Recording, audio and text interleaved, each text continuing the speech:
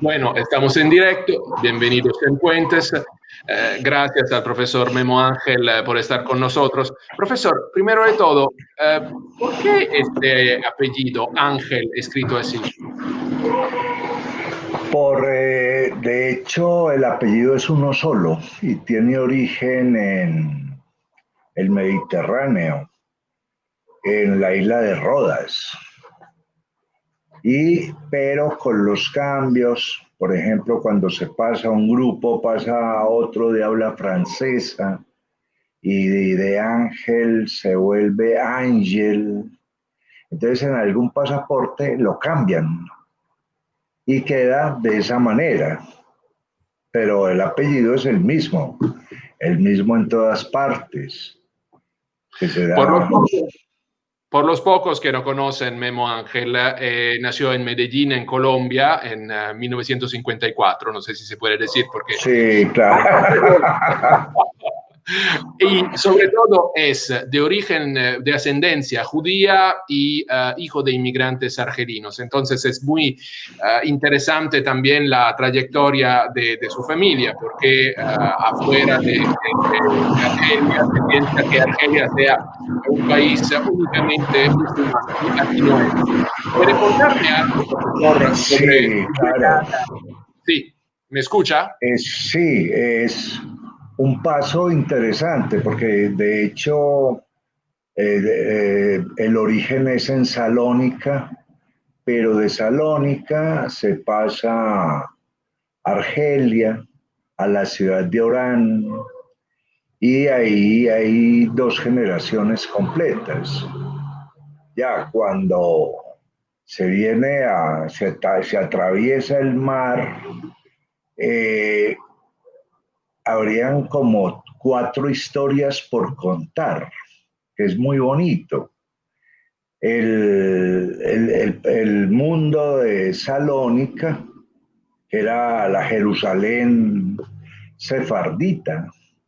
De hecho, en Salónica se hablaba más ladino o yudesmo que griego o turco. Luego se pasa a Orán, a una colonia francesa, y viene una segunda historia que es muy interesante y es cómo la alianza israelita europeiza a los judíos de Argelia, los afrancesa. Entonces ahí ya se trae una lengua que es el ladino, más lo que se va a hablar en Argelia, lo del bereber realmente, o un árabe, pero más bereber que otra cosa, y francés. Y a partir de ahí, los de la comunidad francesa pueden ir a Francia a estudiar, y el paso real es a través de para que quede claro, eh, mi gente estudia técnica mecánica y con esa técnica mecánica pueden llegar a este país y empezar ahí otra vida. Yo todo eso lo tengo escrito en varias novelas, una que se llama El aire que habita el tiempo, sobre un piloto, otra que se llama Aquí te traje el mar, y otra que se llama Todas las salidas del tren, para contar todo ese desarrollo biográfico que se da. Salónica, Orán, París, Medellín. ¿Encuentra algo del pasado de su familia o del carácter de lo que ha dejado, lo que le contaban sus padres, por ejemplo, sobre Argelia en Medellín? Porque yo sé de toda manera que hay muchos judíos que se han ido, por ejemplo, en América Latina y en Colombia. Sí, se encuentran rastros, pues si usted mira lo que está viendo, son rastros. la forma de vida, la comida, y sigue uno viviendo en otra parte. A pesar de vivir acá, vive en otro lugar. Yo, Porque, sí, diga. sí, porque la casa es el mundo que uno construye y el mundo que uno tiene. Yo veo los judíos a veces como caracoles, es decir, que son personas que han vivido una situación complicada, difícil, porque es el pueblo del libro, pero también un pueblo a veces sin casa. Para explicar a quien nos escucha y a usted también, yo he trabajado varios años, estudié varios años de los campos de exterminación de Alemania, por ejemplo, en Neuengamme, Ajá. cerca de Hamburgo, en Dachau, cerca de Múnich, en el sur del país. Entonces, es efectivamente algo muy interesante lo que está cerca de la historia del pueblo judío. Pero regresaremos sobre este tema. Una cosa que me interesa es que usted a veces es muy provocativo porque tiene un libro, por ejemplo, que me gustó bastante mucho, que se dice Libreta de apuntes de Yehuda Malachi, relojero sefardí, ejercicios de imaginación sobre la conformación de los pecados. Me hace reír, pero me hace pensar, porque yo tengo una relación de amor-odio casi con Colombia, es un país que adoro, un país que amo, y me pregunto, ¿cuál es la conformación de los pecados en Colombia? ¿Qué opina usted sobre esto?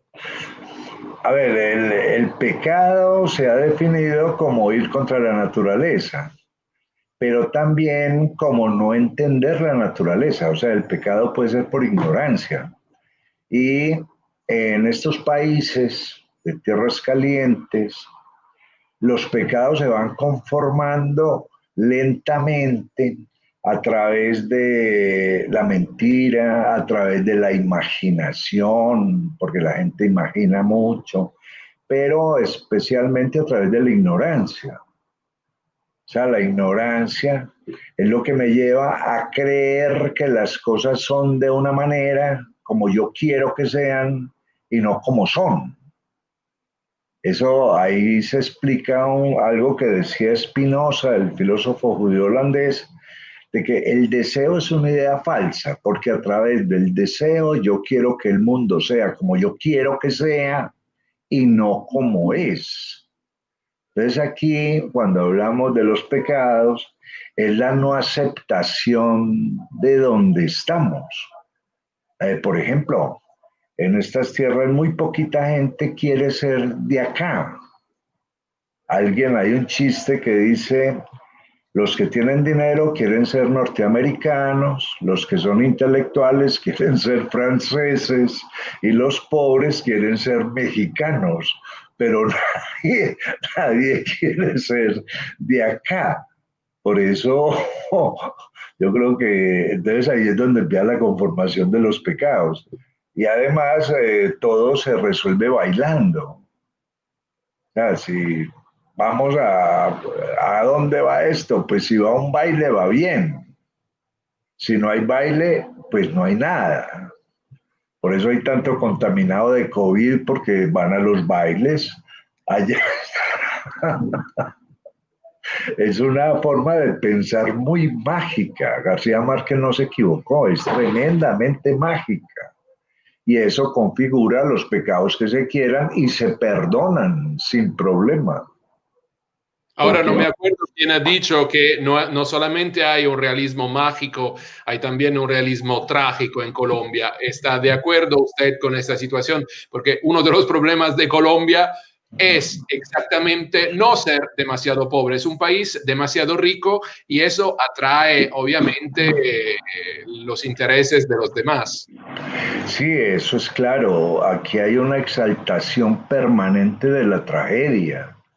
De hecho, la mayoría de novelas que se presentan siempre tienen una enorme tragedia. Están mediadas por el crimen, O sea, uno buscaría una novela sobre alguien que es un obrero metalúrgico y no hay.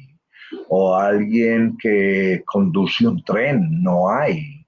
Los personajes siempre están mediados por la violencia. Y esto es claro, yo publico en Zurich, en una editorial que se llama Rockpunt Verlag, y me decían en la editorial, o sea, ya no vamos a seguir publicando novelas latinoamericanas porque ya no sabemos todas las tragedias. Entonces, ¿dónde está la otra gente? Y por eso yo siempre me niego a escribir sobre la violencia. No escribo sobre la violencia. Trato de que haya gente más humana, gente que vive su vida, que tiene sus conflictos, pero que no desemboquen en la violencia. Que yo soy profesor universitario, tengo un montón de alumnos, tengo un montón de amigos y ninguno de esos alumnos mata, ni ninguno de los amigos tampoco está armado y en esta casa lo más fuerte que tenemos para defendernos es un tenedor. O sea, o sea, yo no entiendo ese mundo, no lo logro entender y por eso de alguna forma me caracteriza o me caracterizan, es un señor que no escribe sobre la violencia. ¿Y cuáles son los temas? Bueno, la vida de las personas, pero ¿cuáles son los temas? Porque usted puede decirme, no hablo de violencia, pero habla, por ejemplo, de los pecados que pueden traer o llevar violencia consigo. Entonces, ¿cómo tengo el equilibrio entre estos dos temas sin caer, por ejemplo, en la violencia, sin caer Sí, en el amor de la literatura que sirve ahora, sin caer en narcos? a ver, el pecado tiene dos formas, el que se piensa y el que se ejecuta. Entonces nosotros mentalmente, todos los seres humanos, hemos sido grandes pecadores, mentalmente. Ahora, no ejecutamos eso que pensamos. Entonces ahí hay una forma de estar enfrentando o pensando o queriendo hacer algo que es prohibido, pero no lo ejecutamos. Pero el hecho de pensarlo ya es pecaminoso. O sea, todo lo que se piensa comienza a existir. Ahora, el asunto es que no se ejecute. Por eso alguna vez hicimos o escribí un ensayo sobre cuántos hemos matado en la mente. Y eso, si eso se hubiera llevado a la realidad, serían unas 10 cadenas perpetuas para cada uno, ¿cierto? Entonces ahí está el pecado mental y está el pecado que se ejecuta. El pecado que se ejecuta es el terrible. El otro es como uno verse en condiciones de pecador y escoger, ¿lo hago o no lo hago? Pero entonces no lo hago, pero ya de alguna forma es un pecado. Ahora, entender la desmesura, lo que se sale de lo natural, admitirlo, yo creo que también es una manera de pecar. No. Un tema que siempre como periodista me ha interesado es que, por ejemplo, cuando se habla de Colombia, se habla obviamente, desafortunadamente, de narcotráfico, de cocaína, y a Claro. veces yo he visto muchos colombianos que decían, desafortunadamente somos así, es un país desafortunado, pero yo siempre quiero recordar que hay una responsabilidad de quien produce cocaína y quien la compra. Entonces, sí, Claro. por lo menos compartimos la responsabilidad entre colombianos y el resto del mundo, porque es el resto del mundo que compra. Si no hubiera mercado, probablemente no Sí, hubiera. no habría nada. Entonces, ¿cuál es? Esto también ha cambiado el carácter de los colombianos en los últimos 30, 40 años, es decir, desde Pablo Escobar para adelante. A ver, de pronto el carácter existía, pero no se había llevado a cabo. Una vez aparece la Es decir, forma fácil. perdone, profe, es decir, los colombianos pueden también a veces ser víctimas ellos mismos y no lo saben. Sí, claro, claro, porque hay algo que se llama la codicia, el deseo de lograr grandes cantidades de dinero. Y eso lo dispara a la aparición de la mafia. Se puede conseguir dinero en grandes cantidades y muchos que no negocian con la droga, pero sí buscan obtener la mayor ganancia de cualquier otra cosa. O sea, existe la mentalidad, se necesita acumular. Entonces hay una codicia que viene pues, desde el siglo XIX, más o menos, cuando se dan las independencias de estos países, y es la sede de poder y al mismo tiempo de poder económico. Aquí hay una mentalidad muy marcada desde la fisiocracia, o sea, el que tenga más tierra. Más o menos lo que hacían los romanos, los tiempos de la República, donde la nobleza la daba la tierra. Entonces aquí hay una búsqueda de poder absoluto en la tenencia de la tierra y eso es lo que ha generado la violencia en América Latina, porque no es solo en Colombia, es en toda América Latina. Cuando llega Pizarro a México y mide la tierra a ojo, hasta esa montaña que se ve allá es mía. Entonces cuando llegan los otros ya no hay tierra. Entonces empieza la pelea por la tierra.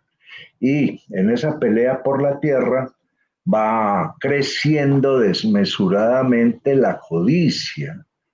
Entonces ya cuando no hay tierra, entonces ¿qué más necesitamos? Dinero. Entonces aparece esa fiebre por el dinero que nos marca mucho, porque además somos vecinos de los Estados Unidos. Los Estados Unidos, los millonarios, fulano gana tanto, Perencejo logra tanto, y en esa fiebre entonces todo el mundo quiere dinero, dinero, dinero, y eso es lo que genera parte de la violencia que se tiene. Y que se vea que el exitoso es el que consigue dinero. A uno como profesor a veces le preguntan, hombre, el hijo mío quiere estudiar teatro, pero eso no da dinero. Y yo les he dicho, bueno, pero es que no es que estudie algo para dar dinero, que estudie algo para que le dé vida, para que viva bien, esté tranquilo vivo. Pero no se entiende. Aquí todo tiene que dar dinero y eso es parte del conflicto que estamos viviendo permanentemente. Bueno, profesor, solo para decirle que cuando yo dije a mi mamá, mamá, quiero ser periodista, ella me dijo, ¿por qué no te drogas como los demás? Pero una pregunta. Yo defino, digamos, Colombia el país de los subjuntivos. No quiero, sin ánimo de ofender, el español que se habla en Colombia es un español para mí fabuloso, con un acento muy bonito. Los niños hablan muy bien, me parece, muchas veces. ¿Cuál es el, el carácter del hombre o de la mujer, de los personajes de sus libros? ¿Qué clase qué clase de persona describe usted? A ver, la mayoría de lo que yo escribo son asuntos familiares. Entonces a mí me gustan personajes que sean fundidores, que sean mecánicos, que manejen maquinarias, pero al mismo tiempo mujeres que sostengan viva la cultura. Entonces, en lo que yo hago hay más mujeres que hombres. Las mujeres son los jueces, las que llevan a que la cultura no se muera, a que la comida tradicional permanezca, a que las ideas tradicionales se mantengan. Pero al mismo tiempo aparecen personajes con profesiones, sobre todo con profesiones de clase media, porque yo he sido clase media toda mi vida y a partir de ahí no entiendo el mundo de otra manera. No entiendo el mundo que no sea el de la gente que trabaja, hace negocios, pero que al mismo tiempo son desmesurados. Amores desmesurados, gente que se camina el mundo, gente Bueno, que no... en realidad se podría decir que una familia es un mundo pequeño, es un Claro, mundillo. claro, claro, y sobre todo porque la novela familiar hay algo que es importante. Uno como autor los quiere a todos, sean locos, sean sabios, sean lo que sea. Al fin y al cabo es mi propia gente. Y cuando aquí, por ejemplo, en el árbol genealógico mío debe haber de todo: piratas, usureros, gente estudiosa, comerciantes, fracasados, exitosos, pero toda esa gente del árbol genealógico ha hecho posible que yo exista. O sea, no tengo por qué negarlos. ¿Y Aquí hay un... a usted le gustan más los fracasos o los éxitos de las personas? Eh, a ver, yo en ese sentido sí soy muy judío. Judío que se respete se quiebra mínimo 2 veces en la vida. ¿Por qué? Para volver a empezar. El fracaso es lo que nos lleva a tener proyectos. El éxito siempre nos lleva a tener miedo, porque alguien me va a quitar el éxito. Pero en el fracaso no. El fracaso subimos, bajamos, nos va bien, nos va mal. El fracaso es nuestro. Sí, sí, claro. Por ejemplo, lo que pasa ahora, a mí me dicen, bueno, ¿y en la pandemia encerrado qué? ¿Que te estás desesperando? Y nada, estoy estudiando cómo se vive encerrado. O sea, que es lo que uno tiene que hacer para vivir encerrado. Entonces, lo del fracaso es interesante. Todo evoluciona. Entonces, la sociedad, las personas, los caracteres y las familias también. Usted, ¿cómo ha cambiado su manera de escribir? ¿Cómo ha cambiado la familia que usted describe en sus libros? A ver, sí, claro, cada tiempo es distinto, o tempora o mores, como decían los latinos, cómo cambian las costumbres con los tiempos, pero se mantienen unas raíces, se mantienen unos fundamentos, y a esos fundamentos se llega varias veces al año, a través de las festividades, a través de los encuentros, a través de los rituales. Entonces la familia cambia en cierta manera con el afuera, pero no con el adentro, porque lo que se trata es de que se sostenga una identidad. Por ejemplo, yo veo en escritores como Andrea Camilleri, que me encanta, como él es siciliano por raíz y los personajes que se mueven son bastante sicilianos y es muy lindo, o sea, lo que el hombre no cambia tanto. Cambiamos de vestuario porque nos venden otro vestuario, cambiamos de zapatos porque nos venden otros zapatos, pero mentalmente seguimos en la burbuja que nos constituye y esa es la identidad que tenemos. Esa es la identidad que tenemos. Y cuando yo admito la identidad, cuando yo admito los espacios de mi pasado, que son los que me han hecho, eso me da mucha tranquilidad para moverme, porque no soy un extraño, estoy compartiendo lo nuevo, pero sigo siendo yo. Y eso es lo que yo trato de escribir en las novelas, cómo seguir siendo los que somos, para bien o para mal. Pero es que no, si me salgo de ahí me vuelvo un paria. Entonces, ¿dónde están las palabras? ¿Dónde están los recuerdos? Porque todo recuerdo se vuelve literatura. Pero si el recuerdo contiene muchos elementos, obviamente la literatura es bastante decente. puede plantearse de manera muy tranquila. ¿Y cómo ha sido la diáspora judía en Colombia culturalmente? ¿Existe vamos, una manera de escribir judío colombiana o es usted de verdad una mosca blanca? Más o menos, porque solamente hay dos escritores, uno de origen askenazim, que da razón de polacos, rusos y toda esa gente, los judíos de Europa Oriental, y yo que doy razón de los sefaradíes, pero no más, o sea, sí somos moscas blancas. Incluso hay algo que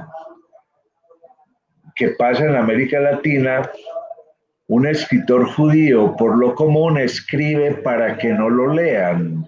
Es una, ¿cierto? O sea, dicen, pero esos tipos, esa gente habla de cosas muy raras. Y cuando nos vamos integrando, entonces admitimos eso.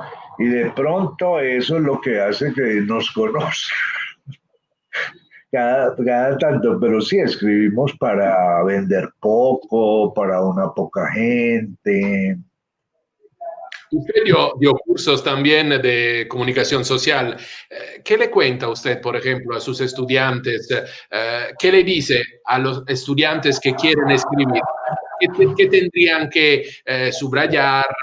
¿Qué tendrían que regresar a la persona que lee sus libros? A ver, primero, el periodismo no nos hizo. O sea, para escribir hoy en día hay que ser primero periodista, indiscutiblemente. Porque aprendemos a escribir rápido, ideas concisas, vemos más de la cuenta. Yo tengo un amigo acá que es de origen italiano, Reinaldo Spitaleta, y claro, es un periodista excepcional. Entonces lo que uno le dice a los alumnos es, escribir es pensar en orden. Ahora, hable de lo suyo. No le dé miedo verse en su propia escritura. Y les enseño a amar los escritores, porque a mí me dicen, es que para usted no hay escritor malo. Y dice, no, no es malo. Él está haciendo el esfuerzo y está creando su propio mundo y se les van dando modelos de los que ellos de alguna forma se enamoran. Y en cada curso me llama mucho la atención porque sigo siendo profesor en la Facultad de Comunicación Social. En cada curso hay de 20, hay 8, 9 excelentes escritores. O sea, en Colombia los medios están desapareciendo. El último periódico que desapareció, yo trabajaba con él, se llama El Mundo. Hace una semana desapareció, pero seguimos escribiendo. Hay que seguir. ¿Qué opina usted de esta manera? La gente lee menos, hay un bombardeo de informaciones, muchas veces mala información, pero, por ejemplo, los medios como El Espectador, como El Tiempo, ahora ya están dejando a un lado la palabra escrita y prefieren blogueros, prefieren la palabra entre nosotros, lo que estamos haciendo nosotros. ¿Es bueno? ¿Es malo? A ver, yo creo que la gente durante toda la historia ha leído muy poco. Leer es una cosa de minorías, pero siempre ha sido de minorías. Lo que pasa es que nosotros ahora queremos, como estamos en el mundo del marketing, vender 100.000, 200.000 libros en una semana, pero los lectores siempre son unas minorías. A mí me dicen, hombre, ¿qué hacemos para que en Colombia la gente lea? Y dice, ¿por qué va a leer si nunca ha leído? O sea, los arquitectos diseñan los apartamentos sin sitios para la biblioteca. O sea, eso como que no existiera. Entonces, los lectores siempre han sido minorías, siempre, y compran por sus libros, sus autores. Ahora, entonces, la tarea de hacer leer, para mí lo principal es crear el espacio para los libros, para que ahí se vean los libros. Y ya los niños empiezan a ver los libros y leerles, que ha sido uno de los problemas, por ejemplo, en América Latina para la lectura, leerles en voz alta. Es que la lectura en voz alta, donde el lector es casi un actor, le llama mucho la atención a un niño, por ejemplo. Entonces, aquí no se lee, todo el mundo quiere. ¿Funcionan los audiolibros en Colombia, en América Latina en general? Porque veo que tienen un mercado más y más grande aquí en Europa. Sí, no, aquí poco, poco. De hecho, eh, a ver, yo creo que hay una educación que ha fallado y es que solamente la gente quiere un dato corto. No me cuente una historia larga, dígame qué pasó. Así no me analicen las causas de lo que pasó. Por eso es que están prefiriendo el Twitter, todo esto, porque ahí la frase es corta y en la educación no enseñaron a leer de manera larga. Yo soy de las últimas generaciones de profesores que nos hicieron enamorar de la lectura, porque yo aquí, incluso en Colombia, yo llegué a la universidad sin leerme un libro interesante, pues copia de pedacitos, y en la universidad un profesor me dijo de literatura, le voy a regalar este libro, léalo o bótelo, pero no me lo devuelva. Y él me había regalado Crimen y Castigo. Y, uy, y empecé y me enamoró.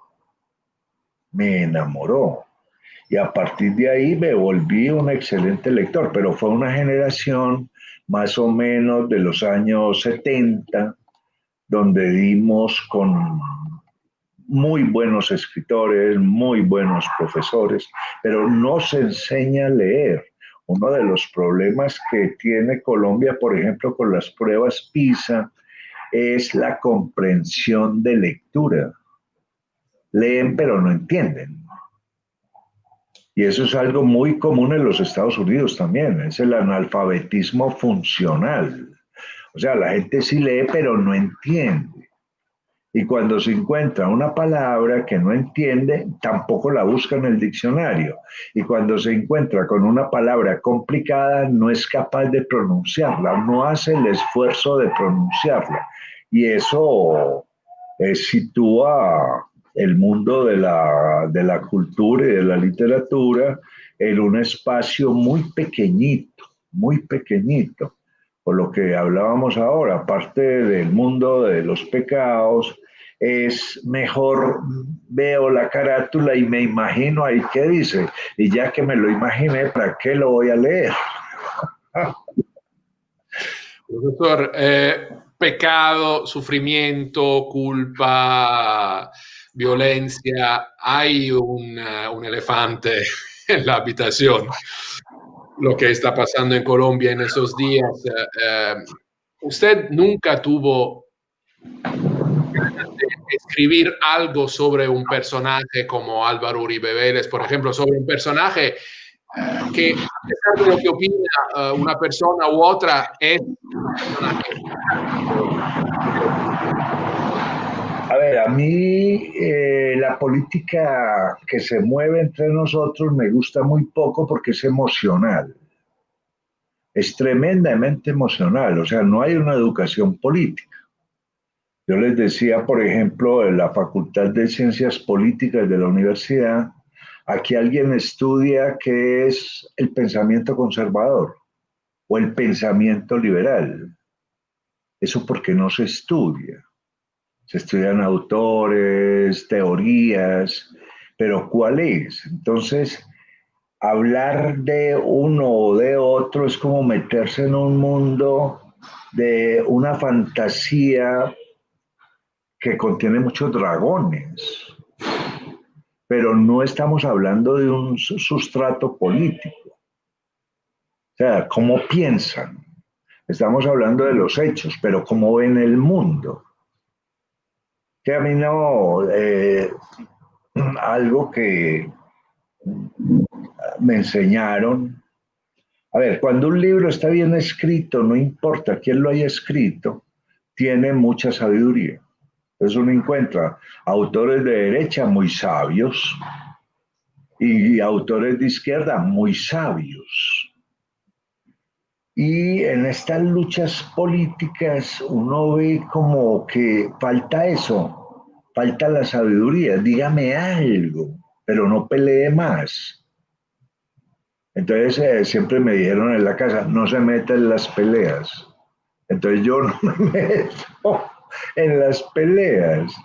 A mí me gustaría discutir un buen argumento, de escribir sobre algo. Yo tengo una columna semanal en el periódico El Colombiano y ahí pues me burlo de todo lo que pasa, ¿cierto? O sea, de la cantidad de gente que pensamientos encontrados, falta de reconocimiento de la realidad, emociones continuas. Esa columna se llama Estación de Metro y son estaciones. Cada columna es a dónde llegó el metro y toda la gente que sube y se baja de ese metro, pero todos son delirando completamente. Hoy escribía una columna que es emoción emocionada. O sea, a más de una emoción, métale más desmesura. Entonces, sí, no me interesa, pues nunca he entrado en esas discusiones. Más bien se ve uno como en calidad de extranjero. ¿Cierto? Aquí está pasando algo y yo me quedo tranquilo.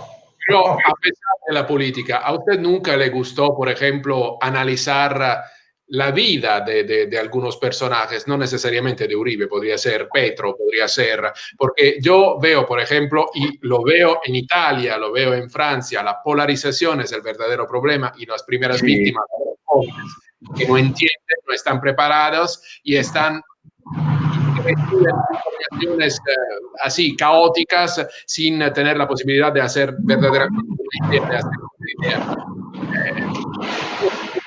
¿Se podría hacer, según usted, por ejemplo, una biografía humana de estos personajes a pesar de lo que han hecho en política?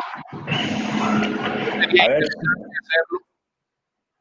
ay, yo creo que sí, de todas maneras, porque es gente que existe, es gente que mueve a muchos otros, y ahí deben haber unas causas para que eso se dé. Me acuerdo de una biografía de Bolívar que escribió Emil Lubitsch, donde él analiza a Bolívar a través del psicoanálisis.